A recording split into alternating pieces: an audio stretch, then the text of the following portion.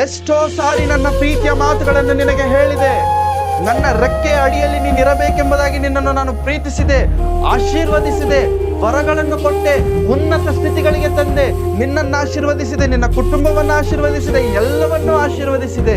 ನನ್ನ ರೆಕ್ಕೆಯ ಅಡಿಯಲ್ಲಿರಬೇಕೆಂದು ನಾನು ಬಯಸಿದಾಗ ಅದು ನಿನಗಿಷ್ಟ ಆಗಿಲ್ಲ. ಅದು ನಿನಗಿಷ್ಟ ಆಗಿಲ್ಲ.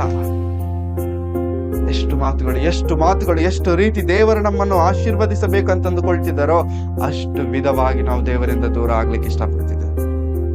ನಮ್ಮ ಬದುಕುಗಳಲ್ಲಿ ದೇವರಿಗೆ ಪ್ರಥಮವಾದಂತ ಸ್ಥಾನವನ್ನು ಕೊಡುವುದಕ್ಕಿಂತ ಬದಲಾಗಿ ಬೇರೆ ಯಾರಿಗೋ ನಾವು ಪ್ರಥಮವಾದಂತ ಸ್ಥಾನಗಳನ್ನು ಕೊಡ್ತಿದ್ದೇವೆ. ದೇವರು ಕಣ್ಣೀರಿನಿಂದ ದುಃಖದಿಂದ ಹೇಳುತ್ತಿರುವಂತ ಮಾತುಗಳಿಗೂ ನೆನಪಿಟ್ಕೊಳ್ಳೋಣ. ಆತನ ಕಣ್ಣುಗಳಿಂದ ನೀರು ಬರ್ತಿದೆ. ಯಾಕೆ ಬರ್ತಿದೆ? ನೀನೇ ಕಾರಣ. ಅದಕ್ಕೆ ಆತನು ಕಣ್ಣೀರು ಸುರಿಸ್ತಿದ್ದಾನೆ. ಯಾಕೆ ಅಂತಂದ್ರೆ ಅದಕ್ಕೆ ಕಾರಣವು ನೀನೇ.